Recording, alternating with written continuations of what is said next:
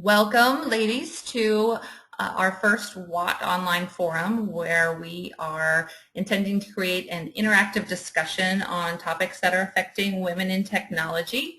And today's topic is leading the next generation of women in technology.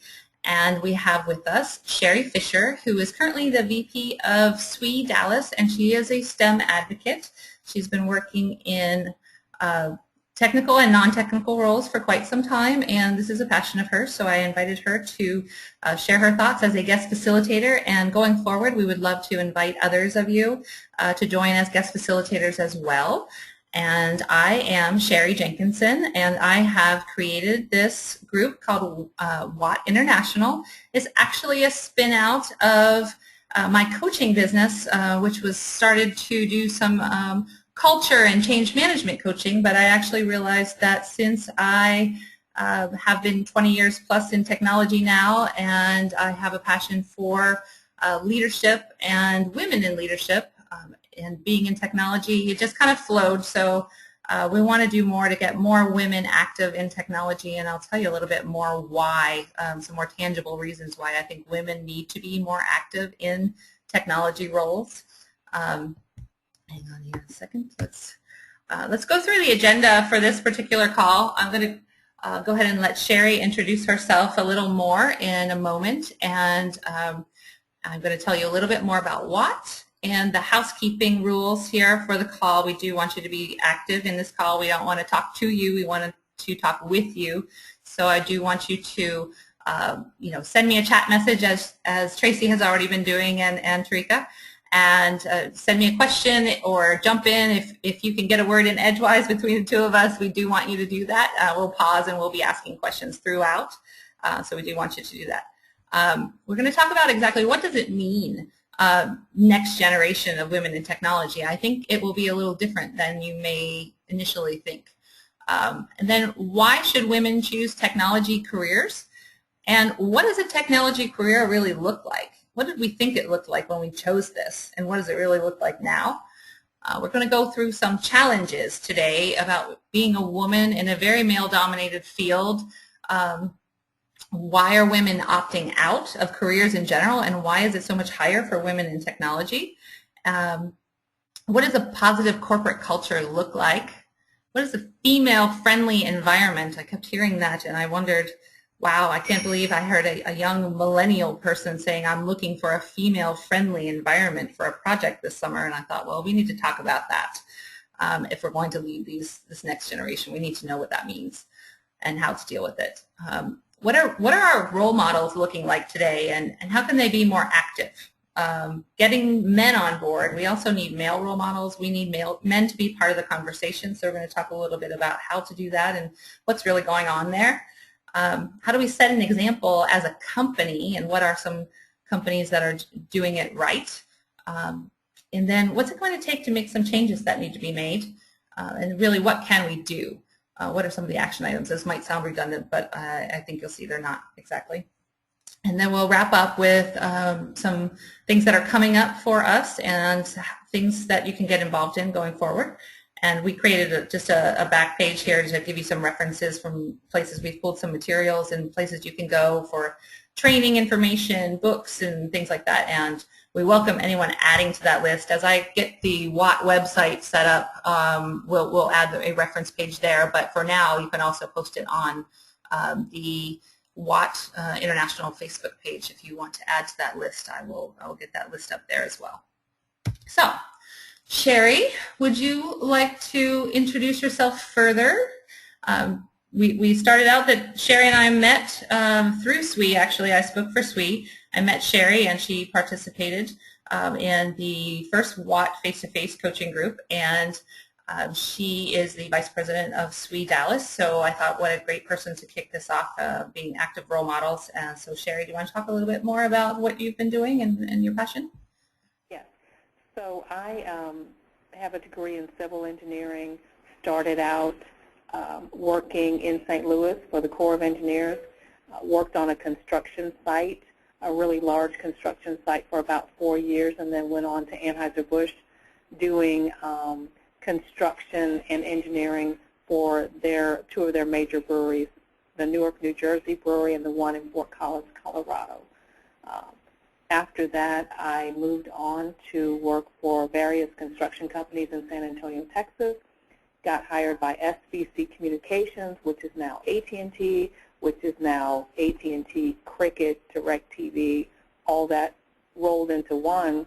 And I've been doing a lot of roles there. I had the opportunity to start off in engineering, working in network construction, very similar to what I had done before.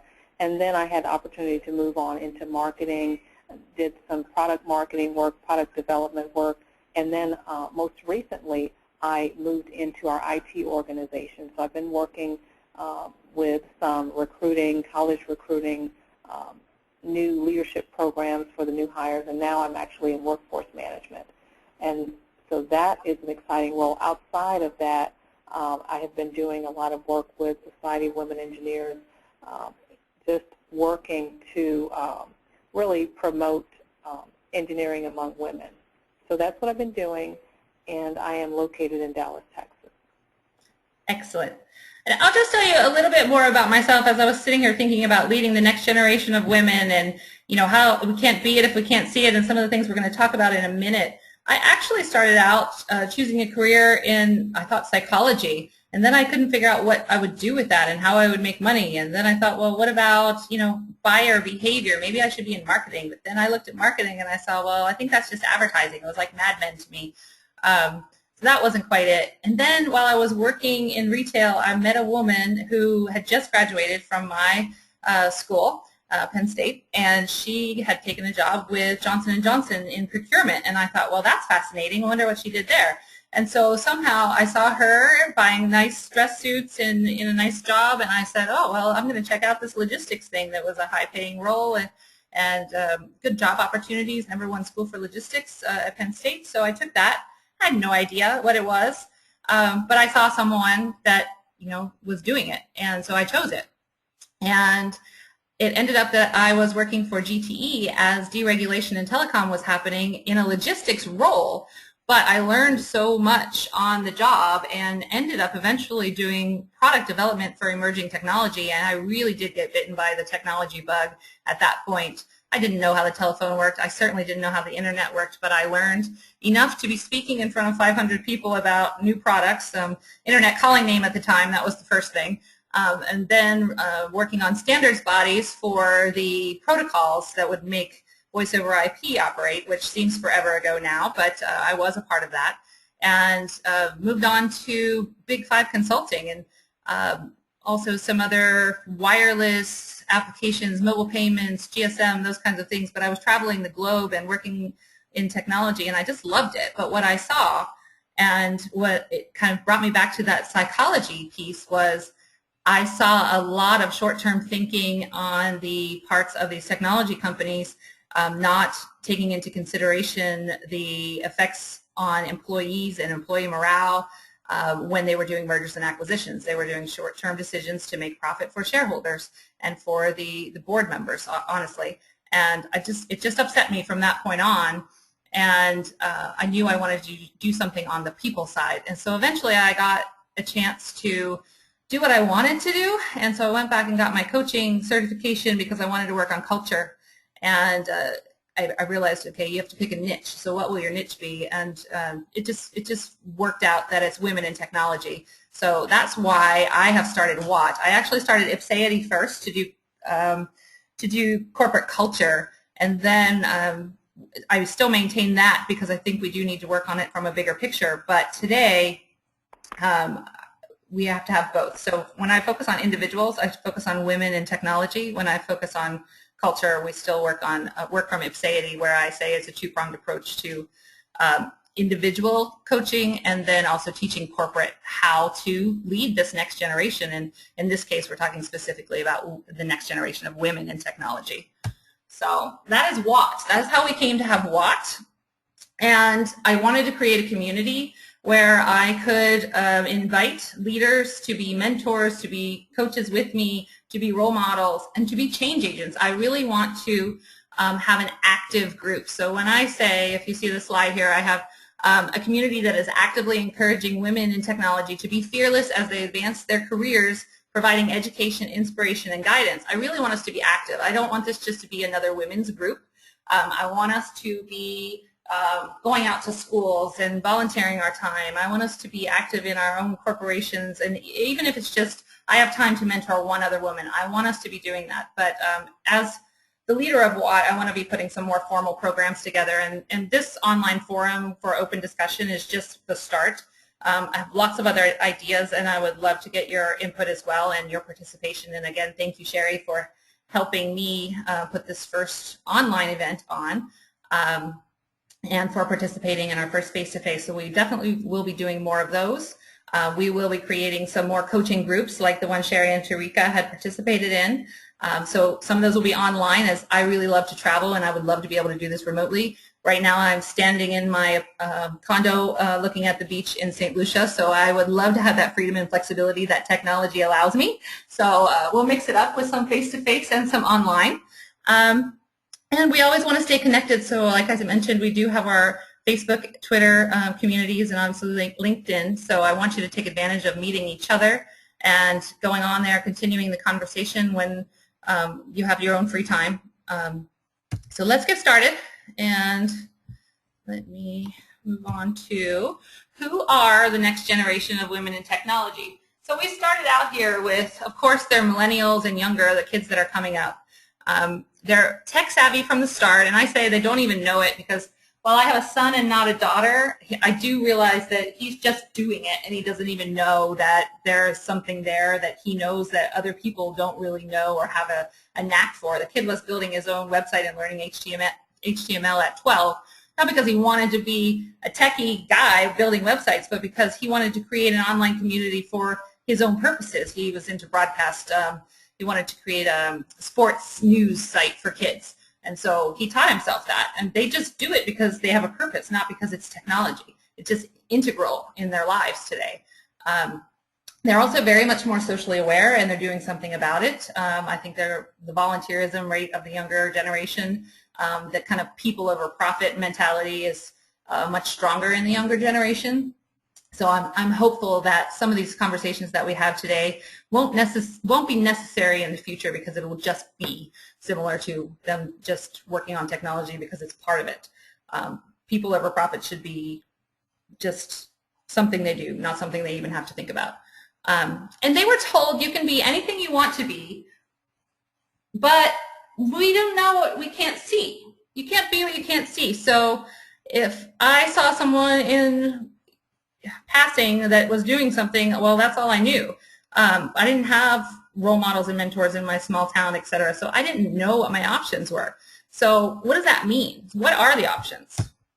And Sheri brought up a good point when we started this, that it's not just the younger generation, it's also experienced women who are returning or entering technology careers. So Sheri, why don't you talk a little bit about this, because you do have some experience personally with this. Basically, like I said in my bio, I was happily in my marketing role. I've been working on a product marketing team for 5 or 6 years, and I met a gentleman who was in our HR department. I was actually working on a project with him, and he asked me to apply for a role, which was really recruiting, going to the colleges and recruiting technical individuals for our IT department. And I, mentioned to him that I didn't know anything about IT, but it really makes sense as far as, when Sheri was talking on the last slide about you can't be what you can't see. If our organizations are looking to attract women, then having women actively involved in the recruitment of women makes sense. Some of the career fairs I went to, you could see lines and lines of college students. Some of the recruiters were all male, and, how comfortable, I think this is a good time, to ask a question. Either you could respond in chat or you could respond verbally. How comfortable would you be, going up to a recruitment table where it was all men, or would you be more comfortable going to a recruitment table where there was a mix of, diverse group of people, whether they're male, female, or people of different races? and I'll just wait a couple of minutes for a chat response or either verbal response. Here, I'm typing that one here. I did type in also if you wanted to chime in on any other additional characteristics for what the next generation of women in tech looks like. But what Sheri's asking is, how comfortable would you really be going up to a recruitment table where there are only men? And so while we're waiting for that response, I just have a couple of statistics to speak to why women returning to technology is just as or even more important than just people graduating with new technology degrees. I've got some statistics here. So in 2020, there will be approximately 1.2 million computer-related jobs expected in the United States, and only 39% of those can be filled by undergraduates. That means, you know, we only have so many undergraduates going to school now for technology degrees, and so it behooves us as a country to look at all of the people who already have technology degrees or who have degrees in science or math that can be retrained for this. So that's a huge opportunity for women. A lot of the reference material that we have is in the back, but I'm going to speak specifically to an article that was written by Carol Fishman about the 40-year-old intern, and this is actually posted in the Harvard Business Review. So Sarah Lee actually did a project where not only did they have interns, you know, from college age, but they actually had an internship program where they recruited mid-career professionals who had either been out of school, out of work because they decided to raise their families, or they had been in other professions. And so what they found with some of the mid-career women is that we're definitely more passionate, we're more grounded, and we're more willing to stay in a company, as opposed to sometimes, typically when someone graduates from college, they stay at a job for 1 year or 2 years or 3 years. And so I'm going to read Tracy's comment, or Tracy's question is, I've done it for so long that it wouldn't bother me, but to see women in those roles would absolutely excite me.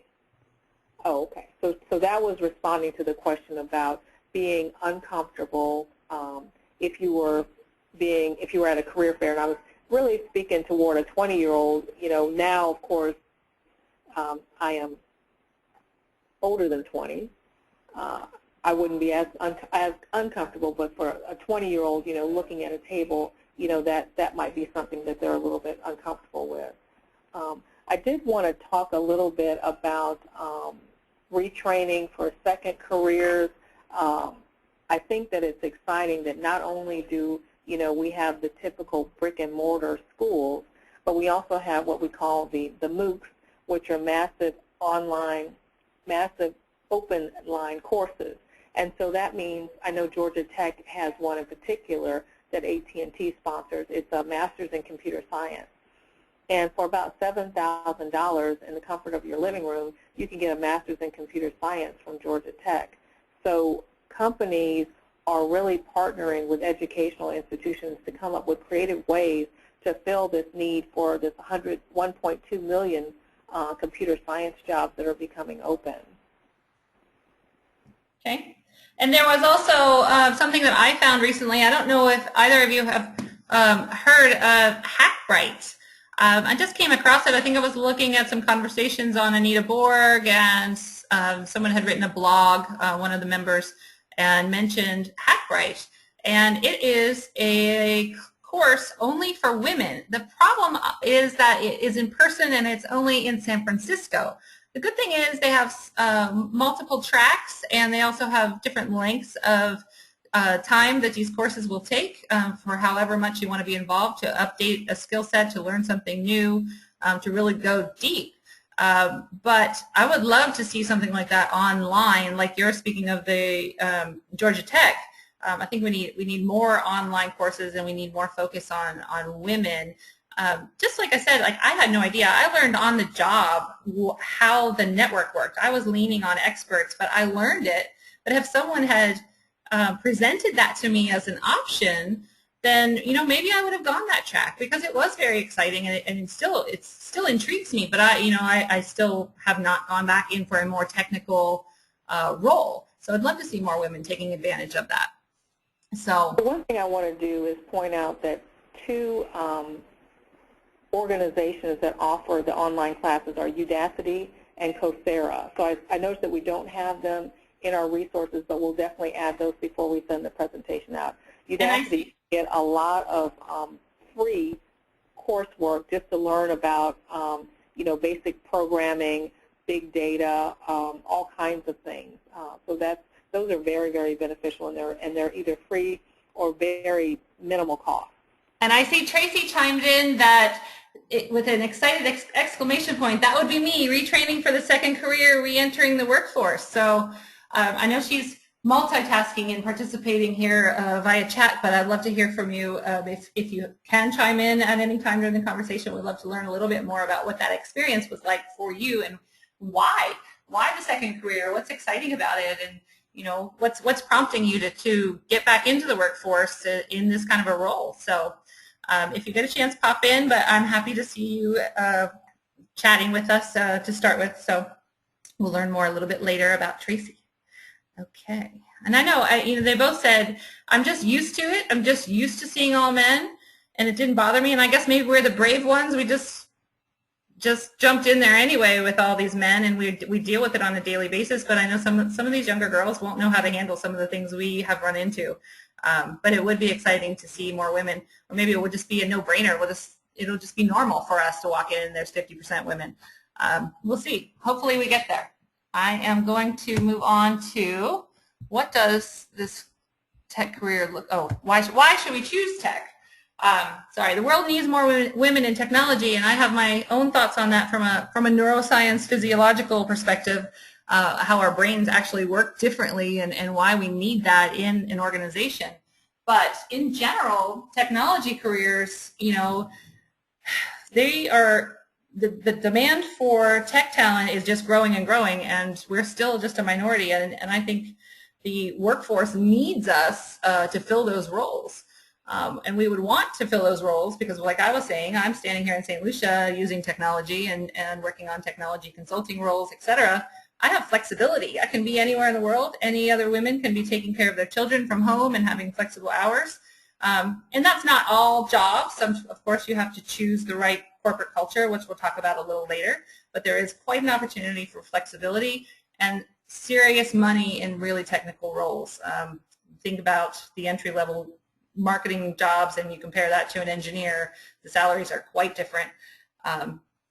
Personal satisfaction, I mean, you guys are getting excited about what you do, and any thoughts on how to do that? What was that? Any thoughts on how to do what? Tarika, sorry, I just saw you chime in here on the chat, and I see, I'm going to go up here.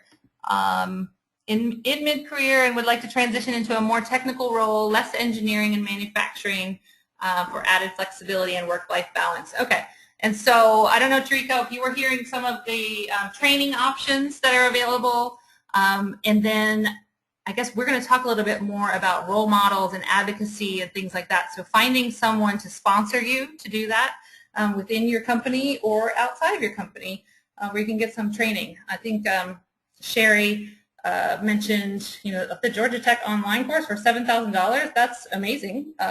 I'm not sure if that's exactly the technical direction you would want or what the options are, but we can definitely talk more about that. Maybe we're going to have a more in-depth conversation in one of our sessions. So I wanted to say a couple of things, Sheri, about that. So I was actually talking to one of our hiring managers in our big data space, and I was telling him that I had a couple of PhD candidates that I thought, might fit well with him. And he was saying, if he had anyone that had taken a course in R or who'd taken a course in certain specific software, he would hire them in a heartbeat.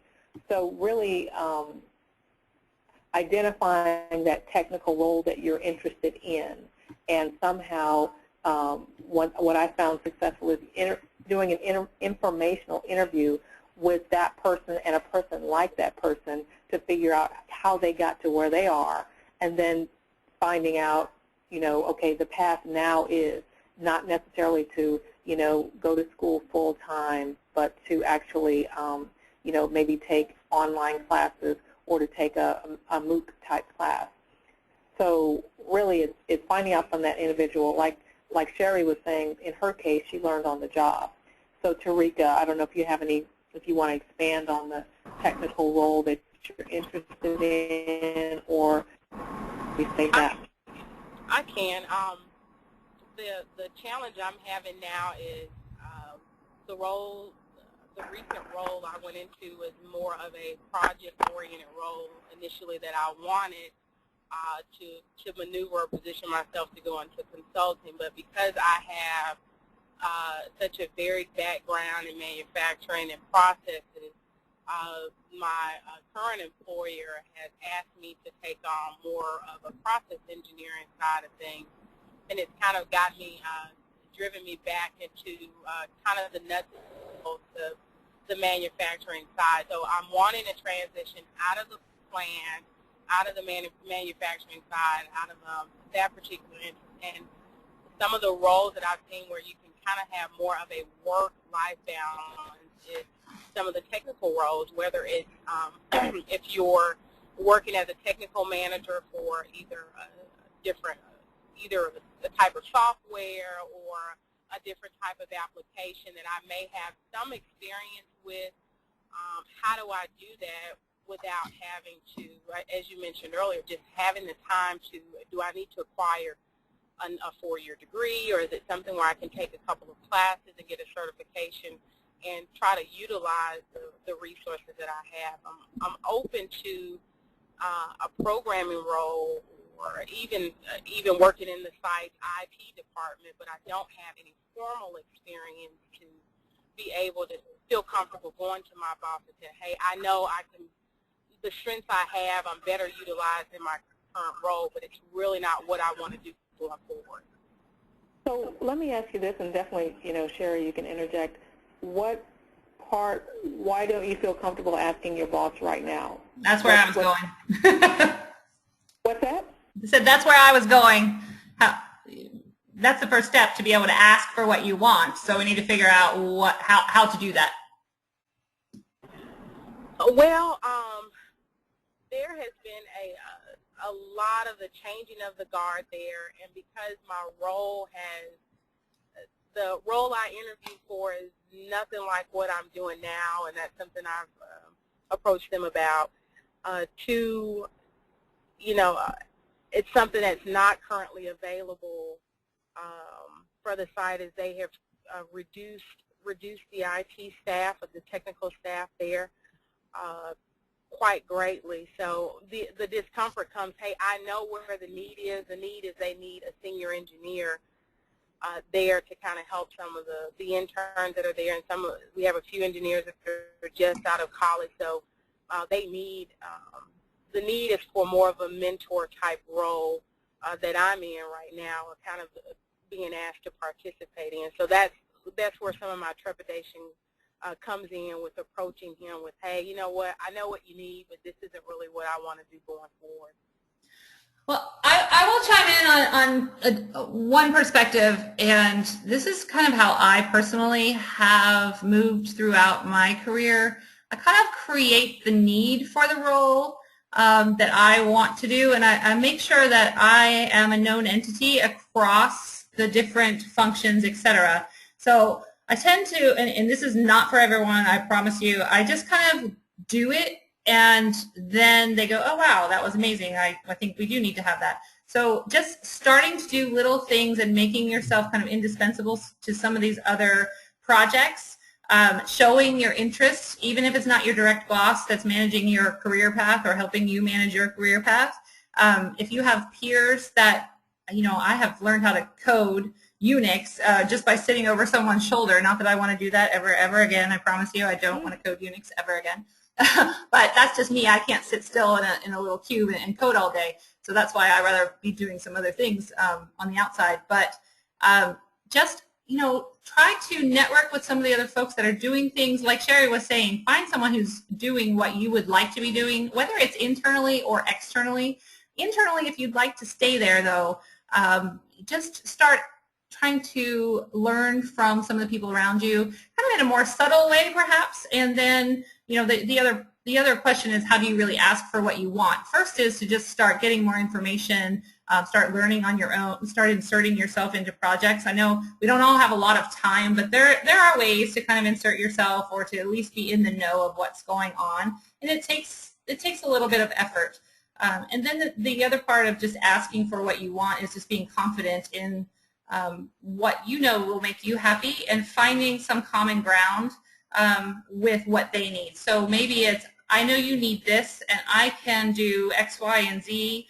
I'm willing to do X, Y, and Z if you'll allow me to do this. So stretching yourself a little out of your comfort zone to do what you need to do and giving them something. You kind of have to figure out what's in it for them to put you there. And without kind of going through your personal assessment of your skill sets and your company and how you fit in to those other roles and what is it that you can offer that's extra. That's probably a deeper conversation. But I think it's just about first knowing what you want. So it sounds like you're getting there to know what you want to do, so that's good. And then asking for it. And I know we talked about this in our coaching group, asking for what you want, not being afraid of it, because what's the worst that can happen? This is what I always say. What is the worst that can happen if he says no? And maybe it's worse than I would imagine, but for me, for a woman of your talent, with the technical skills that you have, with the management skills that you have, I think one thing that holds us back, men and women, is a little bit of the golden handcuffs, like, oh my gosh, what happens if I lose this job? Well, we just got done telling you how the demand growth is just escalating and escalating. So there is a job somewhere for you, and if you are not happy in the one that you are in today, then there are options, and it's just up to you to see how brave you are or what the timing is for you to make a move. I know there's a lot of things to think about when you do that, but I don't like to see people held back because they're afraid of that next step. What would happen if something changed? And that's why I focus a lot on the change management piece, and it's really about moving forward in the direction you want to go and becoming more resilient to what could happen outside of that. But I think you're on the right path, knowing what you want and kind of figuring that out. Just start talking to more people about options, and we can have offline conversation about some of the training options, or if you want to network with someone that's in a role that you're looking at or has gone through a program, a technical program that you would like. I know for me, when I got my master's degree, I had a very flexible program, and it wasn't a technical role, of course, but it was a flexible schooling. So, that's what we're talking about with these online education opportunities today. I think there's no obstacles for us today. There's really none. I mean, whatever the obstacles are, we put them there for ourselves. So, and I saw Tracy chime in also that she had re-entered the workforce as well to raise children, and she did some homeschooling. And I'm looking here at the rest of your comments. She needed a real income. Okay, so how to re-enter, and the problem with re-entering the workforce now, she says, is that men hiring don't view what I've done over the past 20 years as valuable. Okay, love to know more about that, and I can imagine some things. Yeah, and I see Sheri, you're commenting back on Sharika to say, prove the financials of why it's important to move into the other role, what value add, is that what you were saying? Yeah, so if there's some way, and I know, so she's got several things going on. Number one, there doesn't seem to be a work-life balance with the position that she's in. Maybe manufacturing is 24/7. And so number two, she has a passion for working with the interns. I know, talking to Tarika before, I've seen that come out in a lot of our conversations. But then also, she mentioned that they're reducing their IT staff. So proving the financials of maybe the retention, retaining these young engineers and interns as opposed to rehiring a new group, maybe that would be a possibility too. I know a lot of things I do with my job is, as you said, Sheri, I look outside of my company, and I even sometimes look into professional organizations and see how is what I do modeled in another organization, and then I actually try to recreate or create a job that's high-performing in that sense. So, for an example, I do a lot of college recruiting. And so I look at companies like mine and how they approach college recruiting in order to enhance our program. And one of those things was definitely to make sure that when we're on campus that we have young people who are actually from that campus doing the same job. And so that's how I've added value and actually increased the hiring of females and minorities and also retention. And there are, I mean, you're talking about new hires, and they're talking about transitioning into some of those more technical roles. And one of the things I would think would be very valuable, if you want to try to put it into ROI terms and what's in it for me, to your boss is, you know what, you're going to hire these new guys who are a lot cheaper, or you're going to outsource because they're a lot cheaper. But if you have someone like yourself, Cherrie, who has the experience and understands the company, the culture, the ins and outs of the business, and now you want to move into another role, it's going to be cheaper to let you take some time to do that training, and you're going to bring so much more to that technical role, having that business background, having the manufacturing process background, really understanding the cultures and the ins and outs of the politics. He's going to gain so much more, but sometimes it's hard to convince them of that. There's got to be a way to put a story together that shows all the intangible benefits that may not immediately translate into dollar figures, but if you actually look at them, they can be translated into dollar figures. It just takes a little creativity, and I think that is definitely something that women bring to the table, is bringing that whole big picture to these more technical roles as well, let alone the experience you already have with that company. So I think we'll talk a little bit more about those kinds of things as we go too. And Sheri, she's pointing out getting involved in a professional society, which you are, and expanding your exposure to multiple employers and contacts. Yeah, network, network, network. It's all who you know. Somebody's going to inspire you, I think, and you're also going to make so many more contacts, and you never know when the right opportunity is going to open up. It might be where you are today, and it might be somewhere else.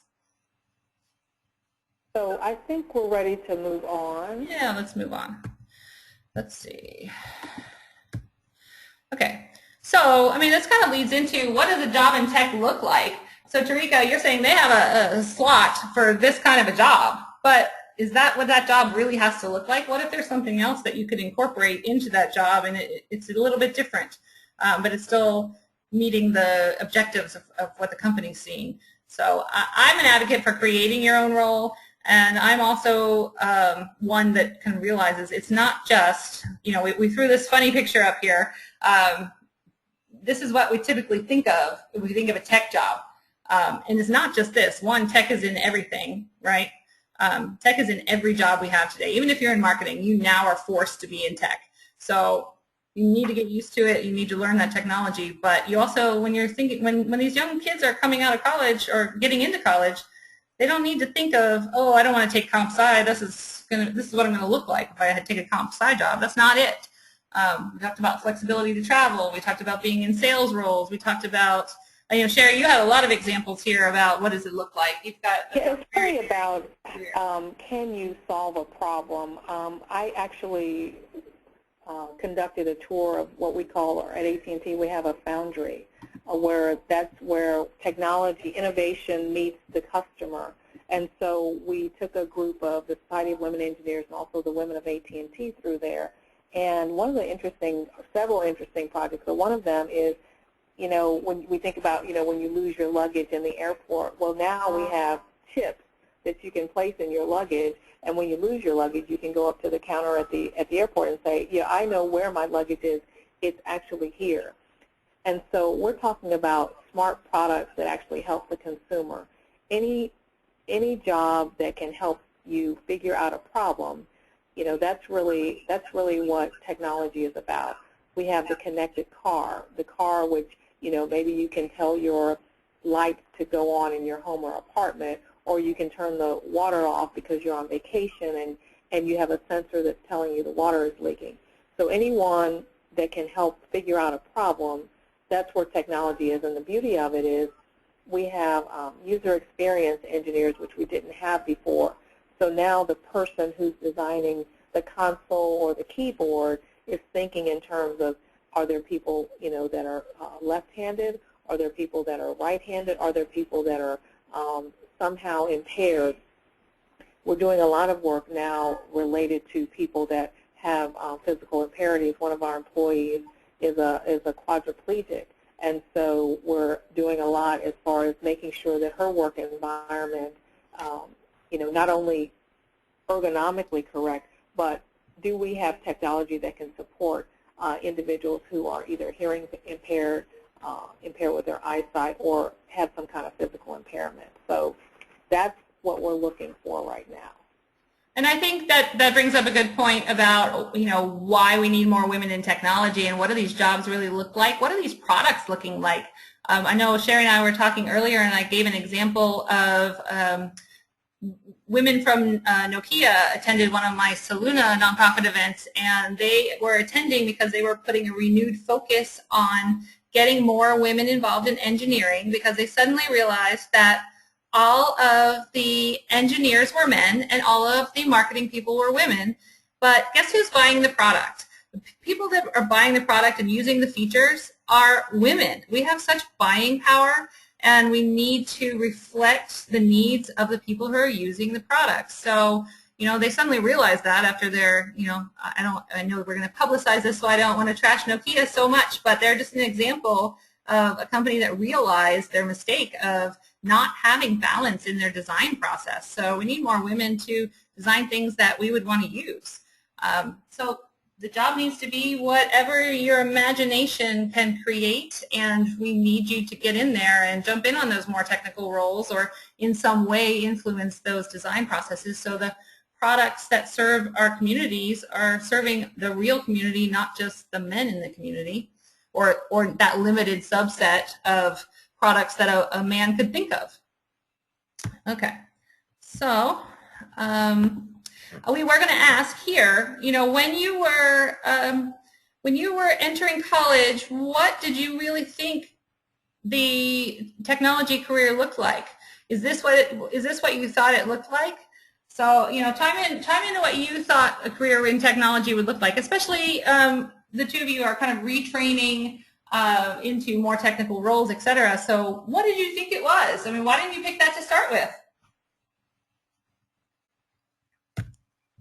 And I see Cherrie. So while we're waiting on a response, Sheri, I will tell you, I have an engineering degree, and the primary reason why I chose engineering as a career, both my parents were blue-collar workers, and neither one of them had college degrees. A pair of engineers came to my school when I was in the 8th grade, and they talked about what they did. One was a civil engineer, and I believe the other one was an electrical engineer. And that was really something that interested me and sparked me to pursue the right classes in high school to go on to complete an engineering degree. I didn't have a lot of I think I maybe had one conversation with my high school counselor about, going into careers and preparing, but that was really what, what incited me to go into the engineering career. I knew that from that conversation, it seemed like engineers made a lot of money. And also, when the guy talked about civil engineering, he talked about being outside and being on projects. And to me, that was exciting because I didn't want to be, even though you had the picture of the desk, I didn't want to be inside an office all day because it just didn't seem that interesting.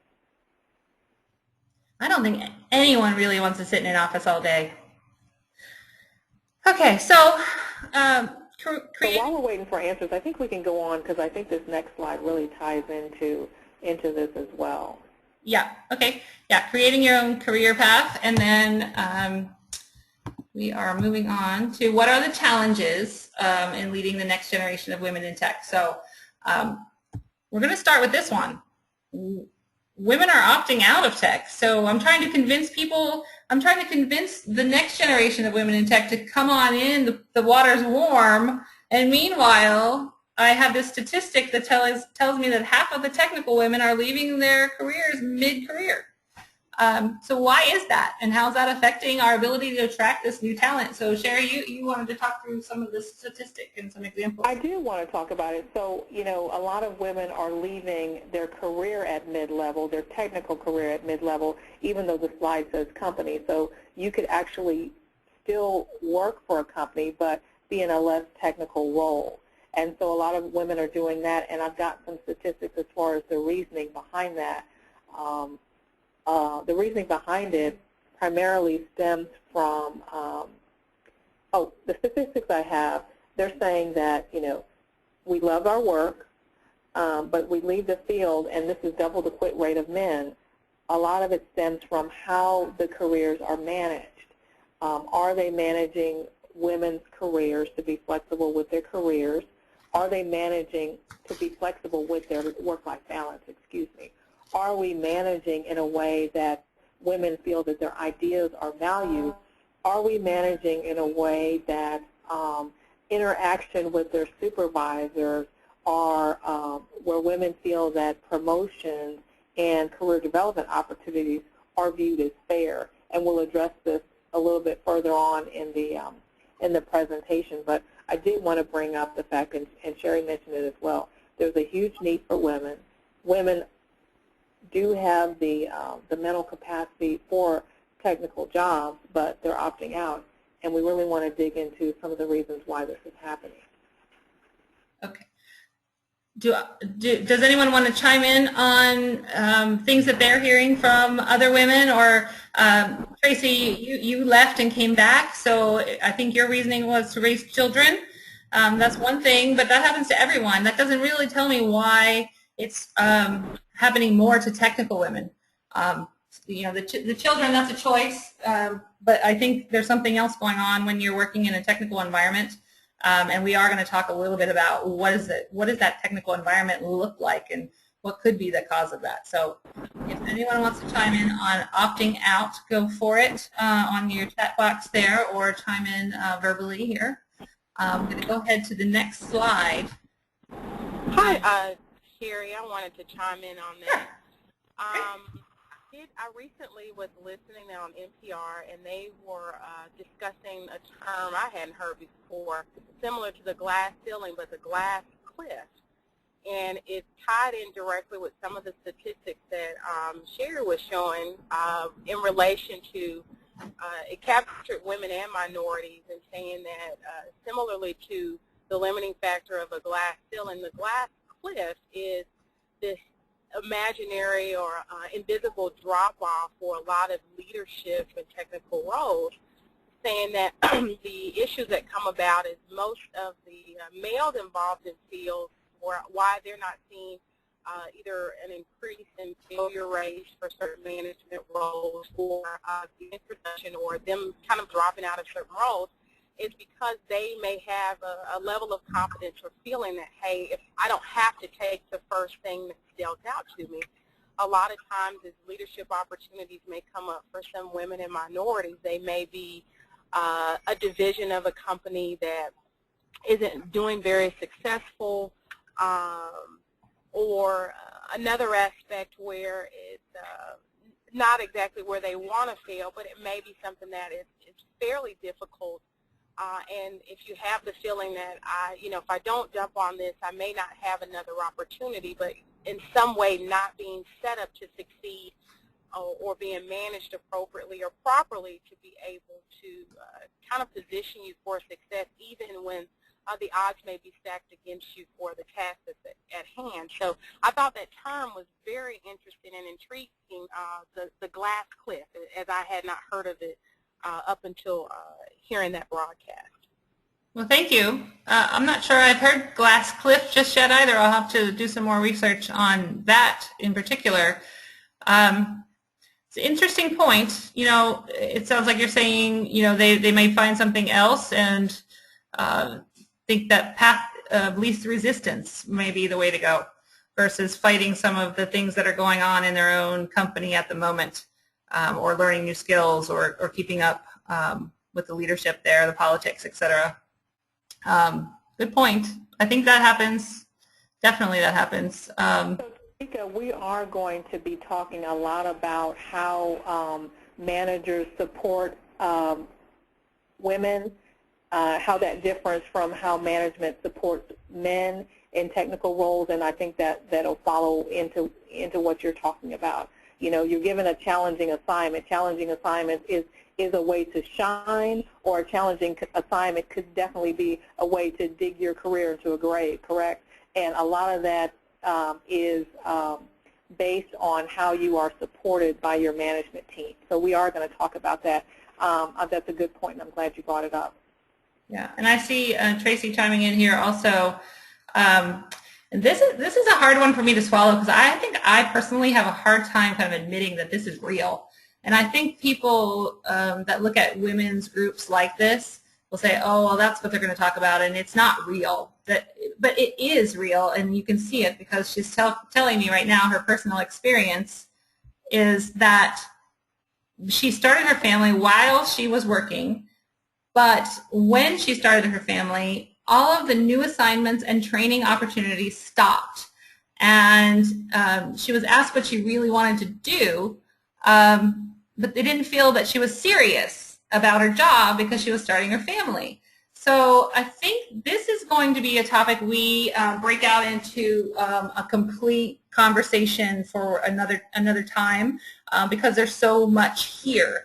But the conversation is about communication styles and perception, and how do we communicate that we are serious about our careers, that we are very good at multitasking. And frankly, when I took my first job, I was a single mother of a 1-year-old, and I had moved all the way from Pennsylvania to Texas for the job that I took, and my first manager told me, attitude is everything, and he would hire a woman over a man. I've heard this so many times.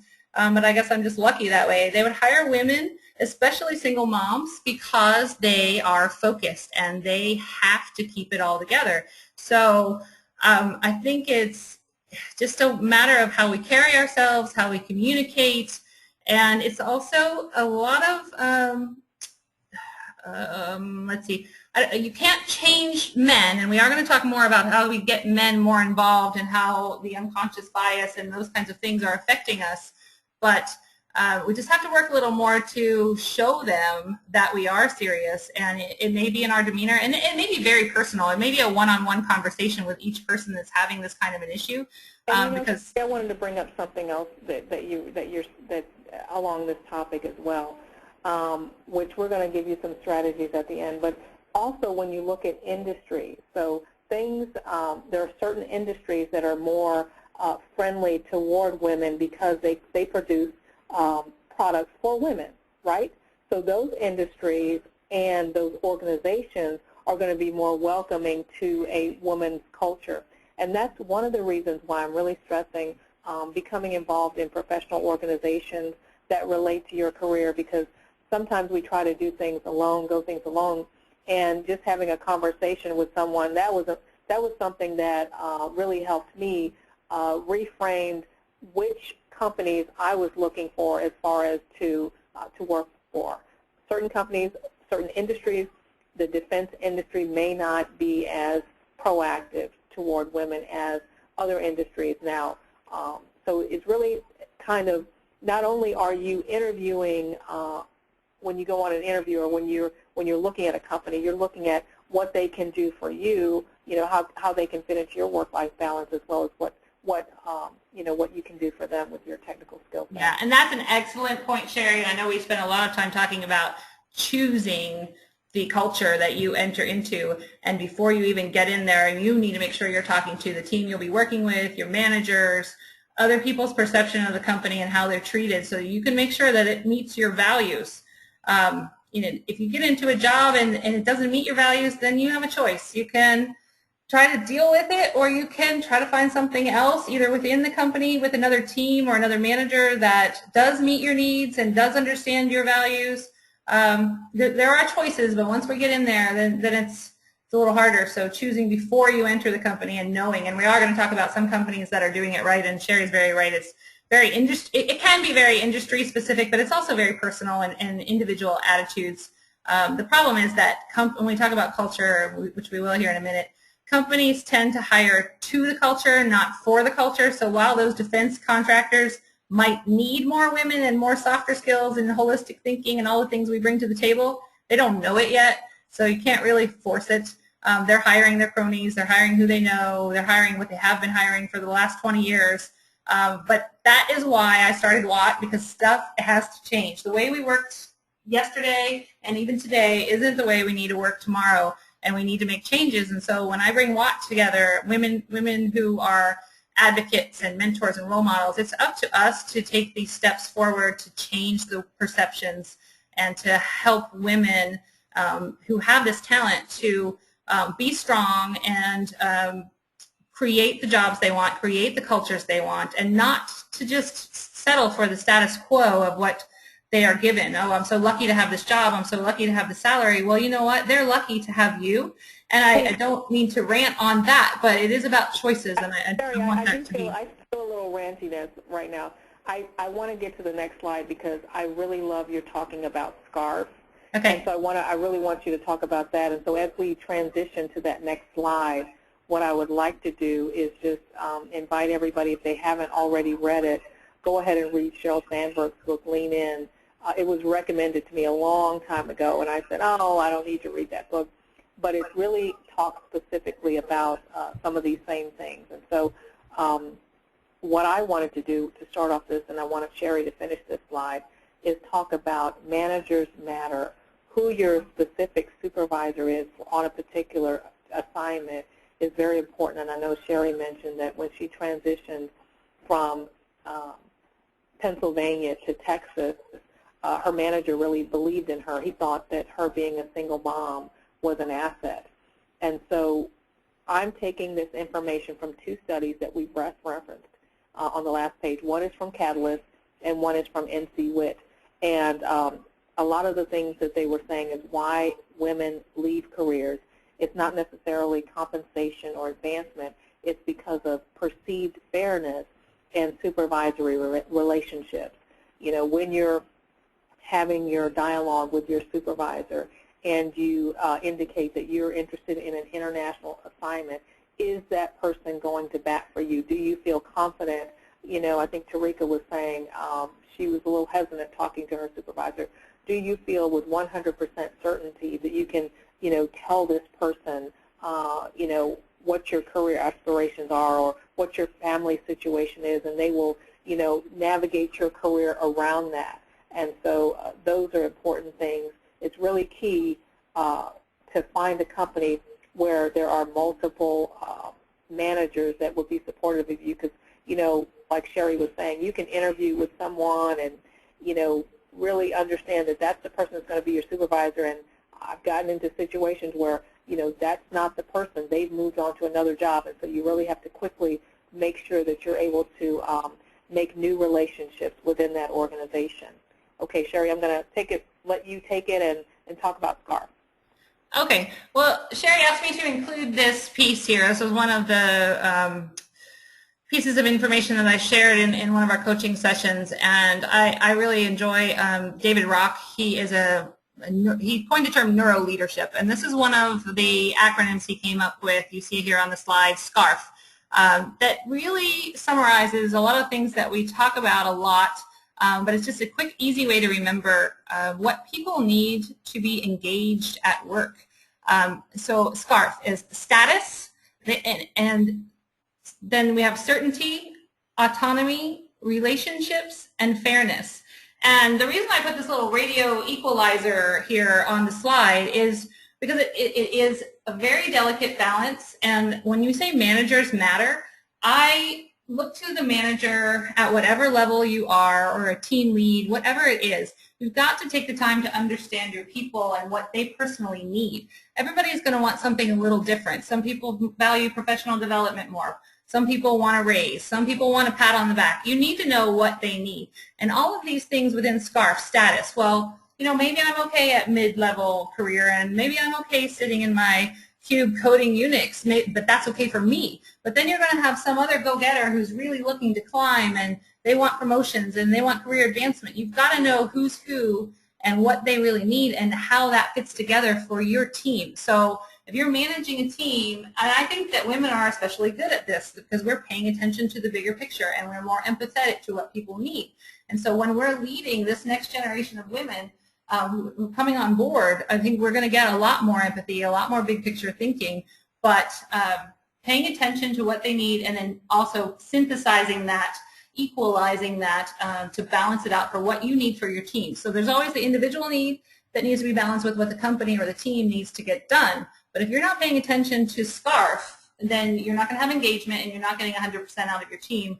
I was reading one of David Rock's blogs, and he was referencing again that we have 30% engagement. People admit in surveys that they are not engaged. So the average engagement, according to the studies he was doing or surveys he was doing, is that 30% of the workforce is actually engaged. That's terrible. 70% are not engaged, and you're not getting your money's worth. So that's what's in it for the company, so to pay attention to what the culture looks like. Your culture is going to be different for your team, but I guess the point of this slide was to make sure you're looking at these categories of what people need and then balancing those to make sure that things are fair. You know, Sheri mentioned fairness. That is a huge one. But fairness means different things to different people, so you've got to really know your people. So I don't know, you know, Tarika, I know we've had some conversations where you were talking about your team and how you manage your team and try to help them kind of see beyond just their roles in the specific functions that they're managing. So I don't know if anyone wants to chime in on how much time you spend with your employees, mentoring or offering opportunities for training and things like that, career pathing, those kinds of things. How much time are you actually spending with your own people? So chime in if you have some information on how much time you are mentored personally, or how much time you are spending on a week or a month mentoring others. And give yourself credit for that. And small things matter. Even, you know, when you look at relationships on this slide, we need to know that at least one person has our back in our companies. I've seen that statistic many, many times. People will stay in a company if they know that at least one person has their back and they can count on that person. Oh, I agree. I think with the management roles that I have, because development was such a passion for me, I was Did we lose willing you? to even making sure to either vouch for people as needed to develop my staff. I felt that was definitely a star on my jacket if I had folks that came into the company at one particular level,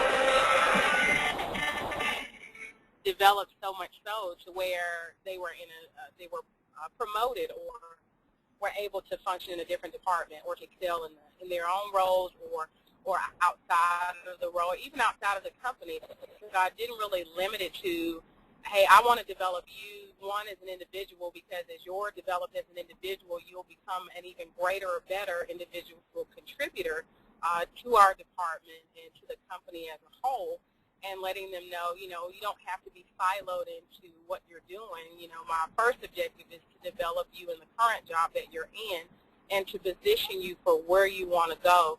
So it helped to create a good balance between our relationship between myself and my employees, but it took a lot of time, depending on where they were, you know, making sure to sell them at the appropriate time to upper-level management when the opportunity presented itself. It took a lot of time, but it was extremely rewarding to see someone progress personally and professionally, especially in a light that they may have not thought that they could excel in. There were some individuals that, you know, there are some backdoor conversations that take place when you're on a site leadership team that otherwise heard what someone's true opinion was, and then to be able to mentor that individual with that information discreetly helped a lot. Now, being a woman on the other side, I run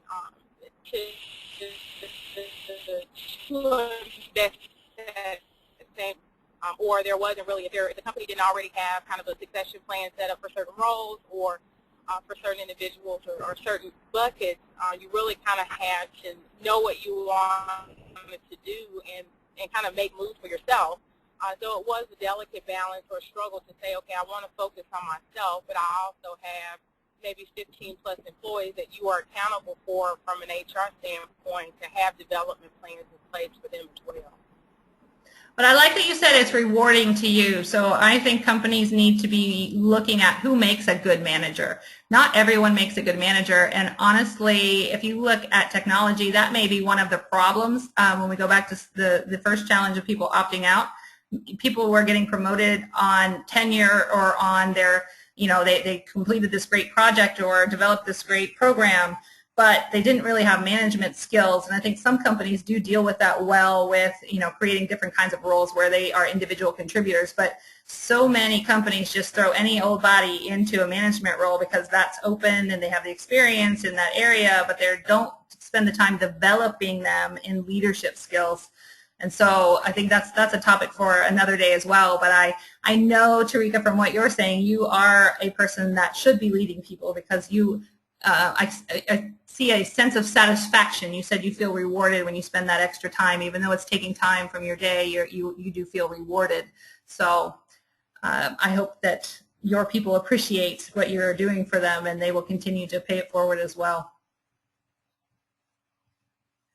Yeah, Sheri, you bring up a good point, and that's what we have in one of the recommendations for the companies, the corporations, is to make sure that the managers and supervisors they have specifically in technical roles are trained and have the ability to successfully supervise and run teams. It's not natural for everyone. Okay, so I'm going to go ahead and go to the next slide, Sheri, yeah? Yes, yes, yes. Okay, so speaking of that, not everyone is cut out for a management role, but what is a female-friendly environment? I just want to throw that out there if any of you want to chime in on what does that mean? This is where I said I was reading some articles, and I had seen a millennial asking if anyone knew about a female-friendly project, open source project for the summer. I think she was still going to college. She wanted to get some experience, but she specifically asked for a female-friendly environment, and I was just a bit thrown by that. Again, I may be in denial sometimes when I don't see this still going on, but it is. I do know it does, and I have been around those people. Maybe I just ignore them. Maybe I just... Sheri, this is a good point. I was talking to a woman who was in the aerospace industry, and she's currently, working in another organization. She was saying, when you go on the floor, it's catcalls and cursing. And I know that when I worked for a construction company, it was kind of the same thing. When you're one woman and there are 500 men, the environment is sometimes overt bias, and there's sometimes isolation. And so that's probably, what she was thinking of. And I know a lot of the companies, that we work for now have more of the female influence because they have marketing organizations, and so they're not as intense as perhaps a manufacturing environment or an aerospace environment or a construction environment. Yeah, we were talking about, and it's not just men that make it uncomfortable. The other women who are trying to fit in, or maybe they're just naturally rude. I don't know. Women sending around dirty jokes. I had a boss once when I was working for a telecom company who would act rudely in front of customers out in, we were doing public speaking engagements or conferences and trying to be one of the boys, trying to fit in. And, I think some people do that because it's natural for them, and okay, but is it appropriate? It made me feel uncomfortable, honestly. I'm trying to be professional and be perceived as professional, and it's hard enough as a woman to be perceived professional in those kind of environments without your boss behaving in this manner. So that was bothering me. You all have guys who say inappropriate things to you. They think they're the stud of the office. They want to talk about their conquests. And, as women, I don't know, they think that everything is open game and they're flirting with you and things like that very openly. And that's uncomfortable. And so I guess with this slide, we kind of all know what the bad behavior is or what makes us uncomfortable. And we talked even about the small things of posters and conversations and being excluded from, we talk about the business goes on in the men's room. Well, I can't participate in that. Or they go play golf and we don't necessarily all play golf, those kinds of things. But how can we stop that? How can we raise it as an issue? Or how can we subtly deal with it without making them feel uncomfortable or making them kind of throw it back on us? And I guess I did want to bring up here the example. One of my coaching clients was telling me about a female executive who would who really had control of the room with all of the men in her technical organization. And if one of the men would step out of line in a meeting, she would simply say something in a very matter-of-fact, flat tone, and they would understand what she meant, and they would, get back in line. And so my coaching client was saying, I really want that. I really want to be able to command the room. And I think it's about confidence, and I think you earn it by proving your worth in your roles. But when you do prove your worth, you're doing a good job, then you just need to have the confidence to stand up for yourself and stand up for those below you. So when you're bringing up this next generation of women in tech, I hope that as leaders, we women will not allow bad behavior to occur, and we will call it out, and we will create the cultures that we want to see, because we want our women to stay in those roles, and we don't want them to feel uncomfortable. We want them to feel heard, and we want them to feel very comfortable working in a complementary, collaborative team with these other men in these roles. And I think some men just don't know, and we're going to get to that here in a minute about how we bring men on board. And so, Sheri, I wanted to bring up in the NC-WIT information, the top 2 barriers that women saw as far as career advancement are lack of role models in companies who are similar to me, that was 38%, and not having a mentor, sponsor, or champion who makes my accomplishments known to important people in the company, that was 34%. So I think those 2 statistics really speak to, the challenges. One of the other challenges, I think the next challenge that you have is having an active role model. Yes, so we are going to get to the role models here. I think we moved it down the agenda because, and that's very good. Good transition there, Sheri. Back to the role models. So, Sheri, go ahead and talk to me a little bit about what you don't see on this slide. What did I represent with those silhouettes? I think, when we talk about role models, women are talking about a lack of people that they see similar to themselves. And so even though we might have vice presidents or executive vice presidents in our company, they're really not shown in the technical role. And so it's difficult for women to see, how could they get to that path. As far as mentors and coaches, I think that's fine, and a lot of women have gotten into mentoring. But what's really important is having a sponsor, is knowing in that company that you have someone that's going to go to bat for you when it comes to promotions and when it comes to challenging assignments. And what I've seen work successfully in companies, even in our company, is having, having vice presidents, female vice presidents, go out to career fairs and go out to public settings to actually meet potential recruits, talk to them, and then mentor and shepherd their careers along the way. So that is speaking volumes. When you have someone of that level of that, when you know that their schedules are packed, to take the time out to actually come and speak to young women or speak to mid-career women and then mentor them along the way. That's really what I see is lacking and what I see as being needed. Yeah, and I think the important part here is to be active at any level. We all have something to contribute. There's always someone coming up below us, and obviously there's going to be someone above us, and so we need to create those programs to advocate for other women, and even informally just to be there for the women who are coming up, and also to be visible in those roles that are not necessarily the C-level roles. I think it's great that these women, Sheryl Sandberg and Marissa Mayer and these folks that are taking over large technology corporations are visible for us to see that there are women in technology, that there are women in these leadership roles. But in order to get there, so that women don't opt out, we need to keep them there. And so building those relationships and guiding them along as they are going through their career is really important. So again, I say it many times, it's pay it forward, and make sure you're mentoring someone in your organization or even in a professional organization outside. Or, you know, volunteering. I'm sorry, go ahead. No, I know. I was even saying going outside. You know, look at how many people are seeing Sheryl Sandberg now because she's written this book and she works for this great company. But in your own communities, to go to schools and show them what they can be. You know, remember we said you can't be it if you can't see it. So, you know, going into your middle school or your high school to show these girls what the career options are and how cool it could be to develop this technology or to work with these teams, etc. I think that goes a long way.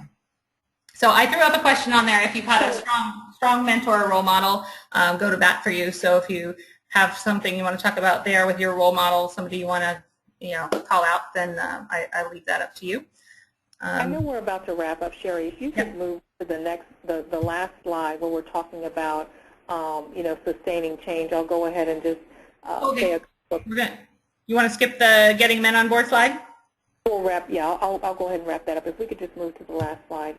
Okay. What I'd like to say is that we've got some conclusive information about what individuals can do and what corporations can do to really engage women in technology. The slide that Sheri passed over, just for a lack of time, is just getting men on board.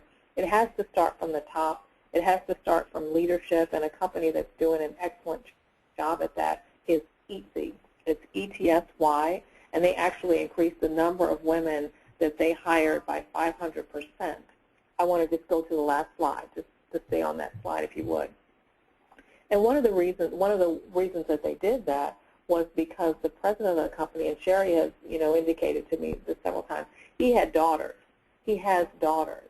And one day he knows that his daughters are going to ask the question, you know, Daddy, why don't we have more women that actually work at our company? And so when we can get those leaders to really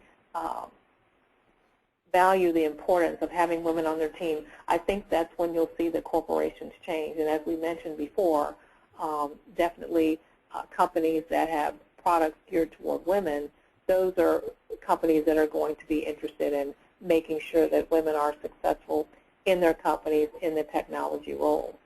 As far as making sure that we have high-quality supervisor relationships, that compensation is fair, that people believe the promotion criteria is fair, and then looking at the recruitment practices, we definitely talked about that. Providing pathways to diverse sets of mentors, that's important. And then Sheri's going to close it up by talking about the culture keeper. I think that that's really important. She already kind of hit on the point of becoming involved, even as professionals outside of work, becoming involved in mentoring, you know, in community programs and schools. So Sheri, I will let you talk about the culture keeper. Yeah, I mean, this last slide really goes to what we started off with, Sadie, with the two-pronged process. And I see, you know, Sheri grabbed this statistic from one of her studies talking about implementing a multi-pronged approach because we don't want to be viewed as somebody who's getting special treatment. And I know that comes up a lot when Tracy, you're saying, oh, I don't think you're serious anymore and we're not going to support you. You know, this has to go all the way through. And we skipped over, you know, how to get men on board, and we'll make that a special topic another day. But the men are in leadership roles today. And the fact is that 2/3 of men are left-brain linear thinkers, and they're really focused on whatever their business objectives are or their personal objectives are. And it's up to us as women who see things a little more holistically, stereotypically, of course. 2/3 of women are right-brain, more holistic thinkers. And so when we can see the big picture, we need to take it on ourselves to be the culture keeper, to be watching out, even at our own level, at our team level, or at our, you know, our management level, wherever we are, to be sure that we are expressing what our personal values are, how those line up with what the company needs to get done, and then not forget about understanding that managers matter and you need to really take time to listen to what your people need. So you're the culture keeper. You're looking at your personal values, you're looking at matching up with the company core values, and then you're watching what your people need individually to stay engaged. And, you know, we want to maintain a nice balanced male-female team working collaboratively together. In order to do that, I think the onus sometimes is on us, whether or not it's right or wrong. It just is, because we have the ability to do that. So We broke this up into individual actions and corporate actions, but we did talk about self-assessments and making a plan, seeking out companies that have proven track records, and when we say that meet your needs, your personal needs. Ask for what you need in your company. You know, Sheri said, well, maybe I picked the right company, but something changed. Well, that happens all the time, that things are going to change, and so you're going to have to manage that, however that may play out. Leveraging your strengths with soft skills to be the culture keeper, to manage your team and make sure everyone's getting what they need. That's such a delicate balance.